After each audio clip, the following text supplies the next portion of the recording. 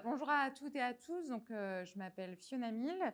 Je suis bénévole et présidente de l'association Montagne Wilderness que je vais vous présenter. Et aujourd'hui, on va parler prospective dans les territoires de montagne et comment on arrive à construire collectivement une vision souhaitable, lucide, commune, dans une période quand même de forte incertitude et aussi de potentiels conflits. Donc, mon engagement chez Montagne Wilderness, il est bénévole. À côté, j'ai 3 activités professionnelles.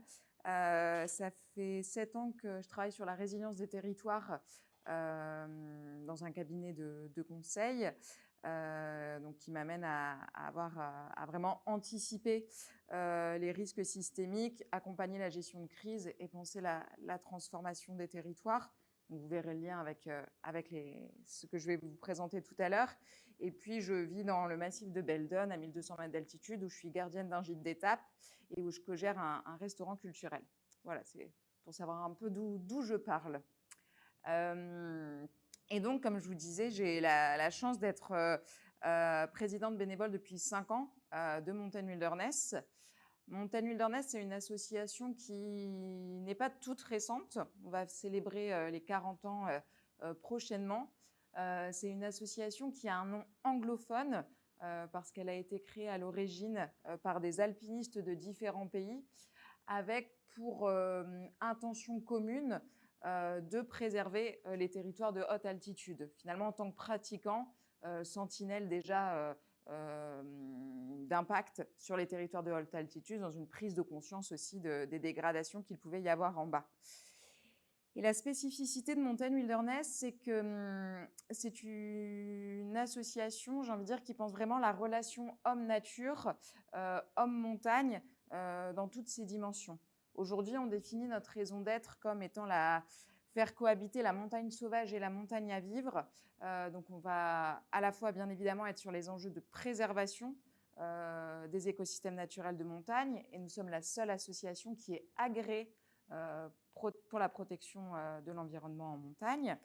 Mais on ne peut pas se qualifier comme étant une association environnementaliste, sachant qu'on va vraiment travailler sur cette articulation entre la préservation et ce qu'on appelle depuis déjà plus d'une trentaine d'années la montagne à vivre, donc la montagne à vivre pour les hommes.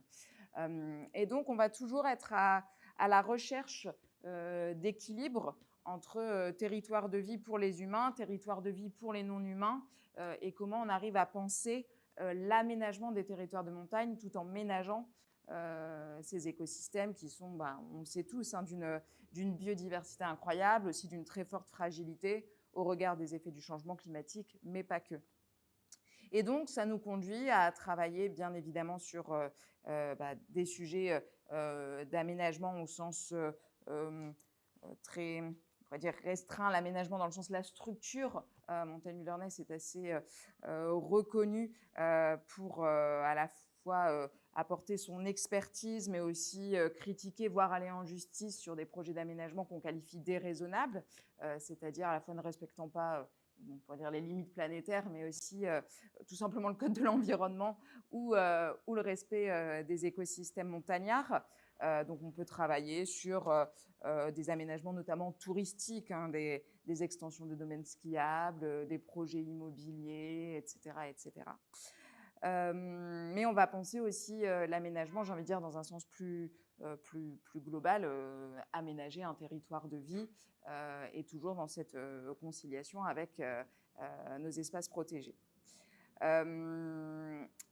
Ces dernières années, au regard des bouleversements socio-écologiques, la question de la transition des territoires de montagne est vraiment a pris beaucoup plus de poids dans nos actions et dans nos réflexions, et j'ai envie de dire à renforcer le lien et la cohérence, parce que pour nous, on ne peut pas penser une transition socio-économique en territoire de montagne si on n'a pas comme socle le respect et la préservation de nos écosystèmes naturels, qui est peut-être aussi notre véritable richesse, mais aussi notre singularité.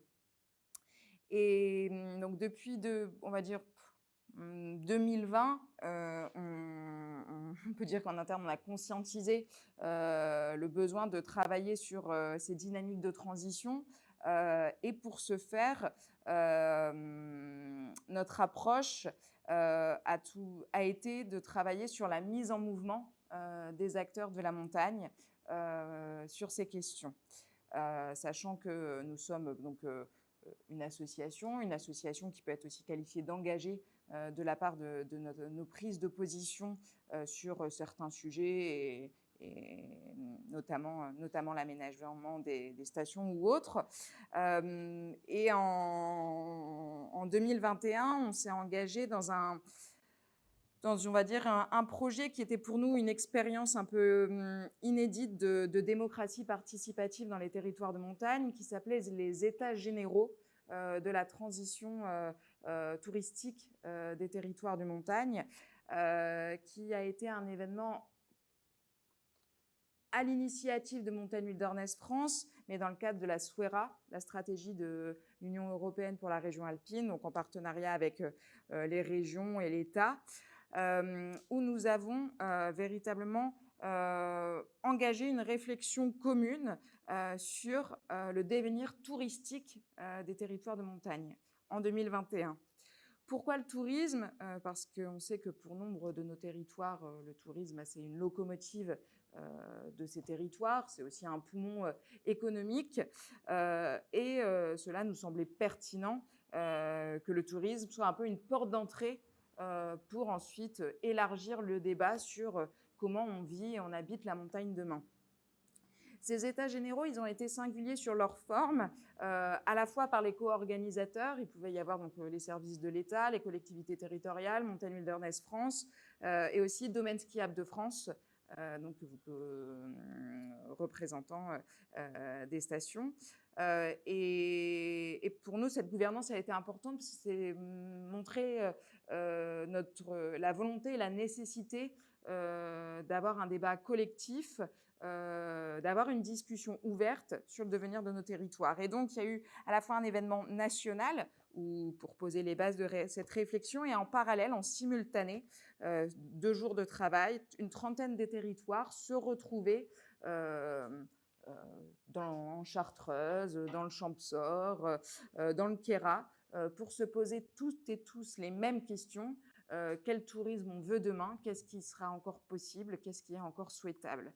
Et on avait réfléchi la gouvernance avec vraiment pour condition qu'il y ait des représentants, j'ai envie de dire, de toutes les catégories, services de l'État, collectivités, associations, représentants économiques et habitants. Et s'il manquait une catégorie, l'événement ne pouvait pas avoir lieu parce qu'il ne pouvait pas, en tout cas, être dans une démarche collective. Voilà, je vous repose un peu ce contexte, on va dire, historique avant de vous parler où on en est en 2025-2026, parce que c'est vraiment quelque chose qui s'inscrit déjà, on va dire, pour nous depuis quelques années, d'être dans cette démarche de mise en mouvement. Aujourd'hui, en 2026, le contexte n'est pas du tout le même. Du fait d'un événement qui devrait se tenir dans les Alpes en 2030 qui s'appelle les Jeux d'hiver et qui, pour nous, est clairement un événement contraire aux objectifs de transition et qui risque de freiner cette dite transition dans les territoires qui vont accueillir ces Jeux d'hiver, mais aussi pour l'ensemble des autres territoires de montagne. Si j'essaye d'être synthétique, nous, nos principaux questionnements sont sur doit-on continuer à financer un modèle touristique et économique basé sur la neige dans un contexte de réchauffement climatique tel qu'il est. Pour nous, la réponse est non. Et nous avons vraiment peur que ces Jeux d'hiver enferment les territoires de montagne encore plus dans ce sentier de dépendance au tout-ski, comme il a été déjà fortement étudié, et aussi qu'il crée des déséquilibres entre les territoires. On dit comment peut-on légitimer le fait de mettre des milliers d'euros à la Clusa au Grand Bornand et dire à l'Alpe du Grand Serre, il faut penser votre transition et arrêter. Enfin, voilà, pour nous, c'est un vrai frein et un vrai problème de cohérence, l'organisation de ces Jeux d'hiver. Et je le répète de nouveau, pas que pour les Alpes, mais véritablement pour tous les territoires de montagne. C'est un sujet, ces Jeux d'hiver, que moi j'ai aussi traité à titre personnel dans un ouvrage qui s'appelle « Réinventons la montagne, Alpes 2030, un autre imaginaire est possible », que j'ai sorti aux éditions du Faubourg en 2024, qui est un essai de prospective dans lequel j'ai pris les Jeux d'hiver, j'ai envie de dire, comme prétexte pour questionner nos devenirs possibles en montagne. Et j'ai envie de dire même notre relation à la montagne. Ces 3 scénarios qui se passent dans la décennie 2030, selon lesquels les Jeux d'hiver ont lieu ou pas lieu, et où à chaque fois, je viens questionner peut-être la signification que ces Jeux ont lieu dans la dynamique de nos territoires de montagne. Entre un premier scénario où on est peut-être sur, j'ai envie de dire, une montée en gamme et un rapport, je trouve, de plus en plus détaché au territoire, où pour moi, ces Jeux risquent on va dire, d'enfermer la montagne dans un esprit de carte postale et où on est peu enraciné sur quelles sont les autres priorités de ces territoires. Un deuxième scénario où les Jeux d'hiver n'ont pas lieu parce que le contexte climatique et géopolitique ne le permet pas.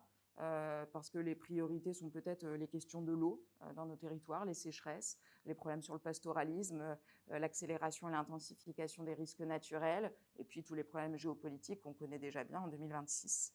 Et enfin, un troisième scénario qui va être celui qui nous intéresse le plus aujourd'hui, qui est non pas comme les 2 premiers un scénario dystopique. Comme je dis souvent, la dystopie, c'est facile à travailler finalement parce qu'il suffit de prendre la réalité actuelle, mettre un petit peu plus haut le curseur et puis bam, on est en plein dans la dystopie. Dans le 3e chapitre, j'ai fait un exercice qui est celui de l'utopie réaliste. Donc m'autoriser à rêver, à imaginer, à me dire mais comment je peux penser à un avenir en 2030 pour nos territoires qui est bien évidemment lucide sur les enjeux, qui tient compte de la complexité, mais qui est aussi désirable. Et en fait, cet exercice, il a été intellectuellement très stimulant. Il m'a fait démontrer aussi que finalement, si nous avons tous les ingrédients pour la dystopie en territoire de montagne, nous les avons aussi pour l'utopie réaliste. Et dans ce 3e scénario, je me suis permise de réinventer une grande fête des montagnes en 2030, les Montagnardes. J'en dirai pas beaucoup plus, mais c'est un événement qui est en train de se construire, une initiative citoyenne qui rassemble déjà des centaines de personnes pour penser une autre fête des montagnes en 2030 qui soit pensée par les habitants des territoires de montagne, des villes, des vallées, au service de la transition, et non quelque chose d'imposé et qui freine cette dite transition. Et je me suis permise aussi de penser à des territoires, notamment le Vercors, où en 2030, du fait, j'ai envie de dire, d'une vivacité démocratique, mais peut-être aussi des coups de pouce nécessaires, ont permis de changer d'échelle sur les questions de transition. Et ce que j'appelle par coup de pouce, c'est à la fois peut-être une meilleure mise en réseau des initiatives, c'est peut-être aussi des soutiens financiers là où il y en a véritablement besoin, c'est bien évidemment des engagements citoyens, politiques, etc. Bref, l'idée c'est de se dire en 2030, quels peuvent être les ingrédients pour un territoire où on est sur véritablement un territoire en transition. Or aujourd'hui, je trouve qu'en montagne, nous avons des initiatives individuelles, voire micro-collectives, qui vont dans le sens de la transition. Moi, je ne dirais pas qu'il y a des territoires en transition en montagne aujourd'hui. Donc ça, c'était vraiment, en tout cas, ma propre expérience de la prospective. Et j'ai pu, grâce à ce livre, qui pour moi était un outil, organiser une 60aine de débats dans les territoires de montagne sur, en tout cas, ce besoin d'ouvrir un dialogue, d'ouvrir un travail de prospective. Et en parallèle, et c'est là j'arrive, j'ai envie de dire, au cœur de notre sujet, Montagne Wilderness, nous avons voulu travailler sur cette démarche collective de réflexion sur le devenir de nos territoires de montagne. Parce que pour nous, il n'est pas envisageable que la seule perspective pour nos montagnes en 2030, ce soit de célébrer la descente homme de Courchevel ou d'investir voilà, dans ce modèle qui nous semble dépassé. Même si, bien évidemment, d'un point de vue des services de l'État, si je pense aux espaces valléens, si je pense au plan Avenir Montagne, si je pense à des initiatives aussi politiques locales, il y a on va dire, il y a des dynamiques qui aident à se projeter quand même sur la montagne demain. Ce qui nous semble manquer aujourd'hui, c'est véritablement une vision nationale pour nos territoires de montagne. Et dans beaucoup de territoires, quand même aussi une vision locale pour ces territoires. Globalement, on a encore du mal à se poser une question toute simple, c'est comment voulons-nous vivre demain dans les territoires de montagne et dans le respect de ces derniers. Et dans ce cadre, nous avons donc initié début 2025 une grande concertation qu'on a appelée la Grande Concertation Montagne 2030, que nous avons fait en ligne avec l'organisme make.org pour justement poser cette question toute simple de comment envisageons, enfin, quelles sont vos idées pour faire vivre et protéger les territoires de montagne demain. Donc, concertation totalement ouverte, qu'on voulait vraiment élargir, j'ai envie de dire, par rapport à notre communauté. Et je pense que c'est un exercice pour moi, nous avons pleinement réalisé. Aujourd'hui, Montagne Wilderness, c'est 1800 adhérents et nous avons eu en un mois près de 25 000 participants à cette grande concertation et 435 000 votes. Ce qui montre quand même l'envie de participer à ces sujets. D'après make.org, c'est l'une des meilleures campagnes qu'ils ont réalisées dans l'année pour, non pas une coalition d'associations des services de l'État, mais un sujet porté par une seule et même organisation. C'est pas parce que Montagne Wilderness est une association merveilleuse que nous en sommes arrivés là, c'est parce que le sujet intéresse et qu'il est profondément nécessaire. Les résultats de la grande concertation sont disponibles sur notre site dans son intégralité. Ils ressortent des éléments très forts comme le besoin de diversifier l'économie touristique, de décarboner la mobilité et de faciliter la mobilité du quotidien en montagne, de sensibiliser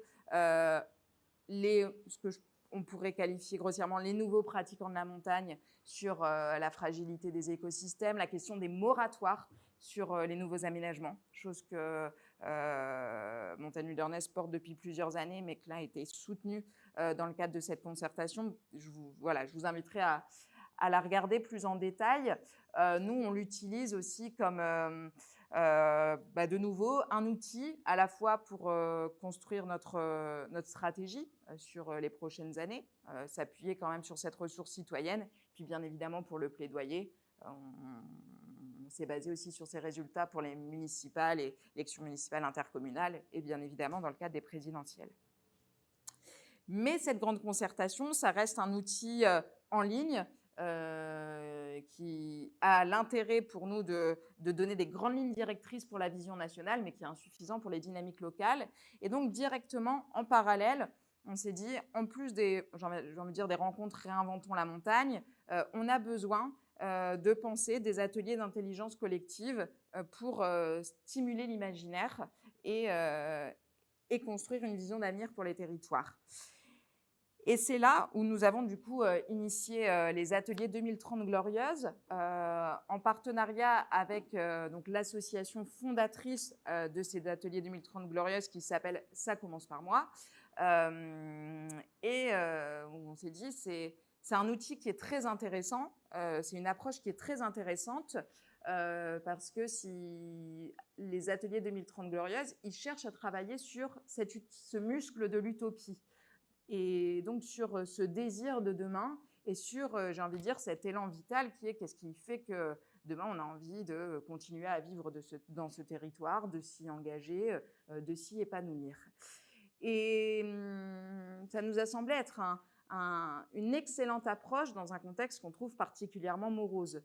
Morose d'un point de vue sociétal, international, mais même aussi dans nos territoires où aujourd'hui, quand on parle de montagne, on l'aborde tout de suite sur sentinelle du climat, les effondrements de la biodiversité, la question de l'habitabilité. Bon, voilà, quand on travaille sur la Bérarde, sur la Roya, dans les Pyrénées, bah, elle est clairement posée. Voilà, il y a toujours j'ai envie de dire, on a presque déjà eu une bascule entre des territoires de montagne qu'on avait idéalisés parce que, en tout cas au niveau national, hein, ce sont des territoires d'évasion, de tourisme, de liberté, à des territoires où en effet, on voit bien qu'ils sont témoins finalement des bouleversements aussi écologiques en cours.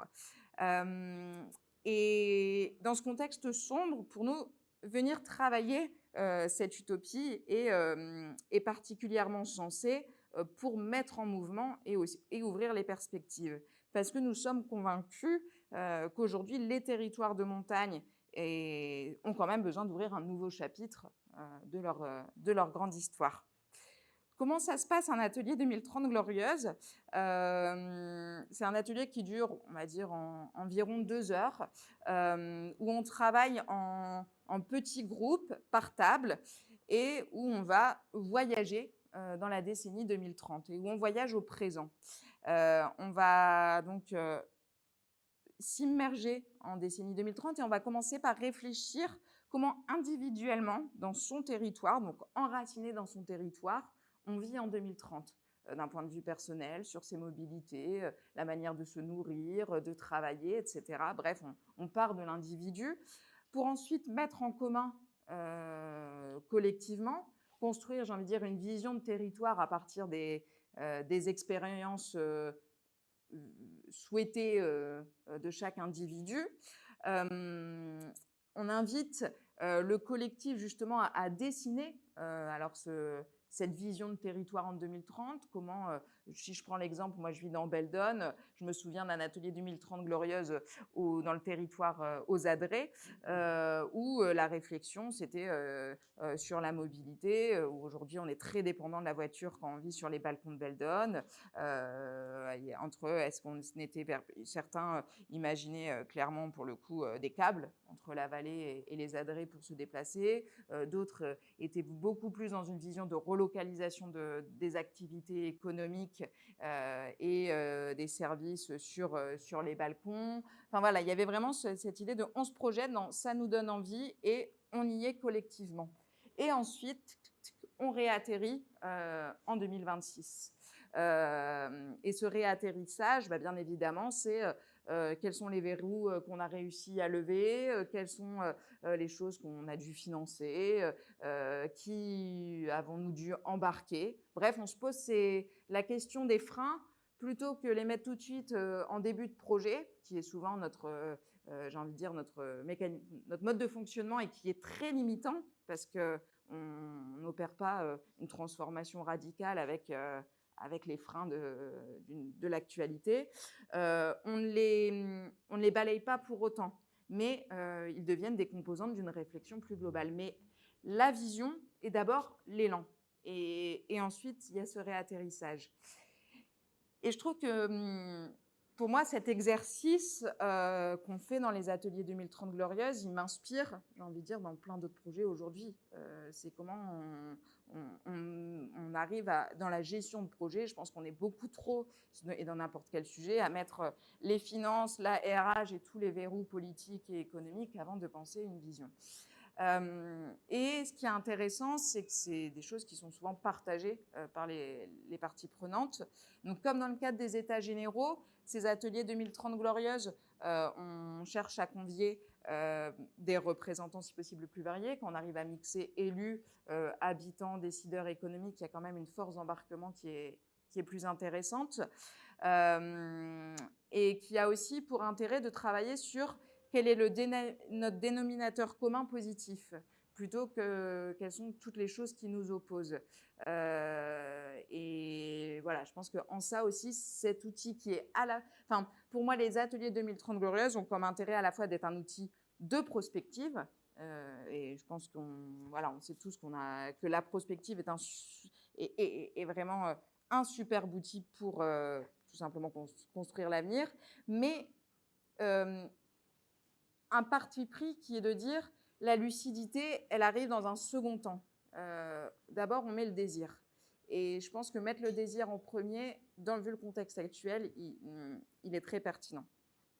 Donc aujourd'hui, ces ateliers 2030 glorieuses en montagne, on en a organisé une petite dizaine dans des territoires très variés, des Alpes, des Pyrénées, du Massif central, des fois dans des territoires de station, des fois dans des territoires très ruraux, aussi dans les métropoles. On a organisé un atelier 2030 glorieuses à Grenoble. Et ce qui est intéressant justement, c'est cette mise en lien. Enfin, pour moi, penser le devenir des territoires de montagne, il faut véritablement le penser à toutes ces échelles, dans le sens où si on pense qu'à l'échelle de la station, on voit bien que dans le réatterrissage, on est très limité sur notre capacité à agir du fait des compétences de ces territoires.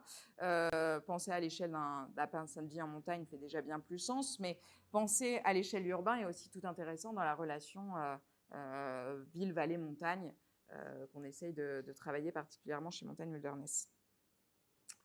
Donc, c'est un outil qu'on va continuer à utiliser. Nous avons formé des bénévoles pour animer ces ateliers 2030 glorieuses spécifiques montagne. On continue à travailler avec l'association Ça commence par moi pour justement peut-être encore améliorer l'outil pour qu'il soit encore plus adapté aux enjeux spécifiques de ces territoires.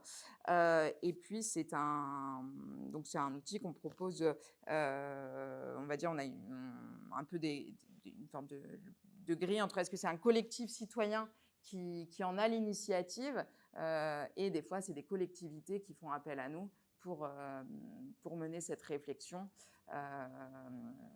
Voilà. Je pense avoir fait un peu le tour d'horizon et vous dire peut-être que là, dans le cadre justement post-élection municipale, où nombre d'élus et d'équipes sont aussi en train de définir leur feuille de route de leur mandature, on considère que c'est des fois peut-être un exercice à faire en début de mandat entre nouveaux élus, avec l'équipe et puis aussi avec les habitants. Ça permet de tout de suite se poser un cap.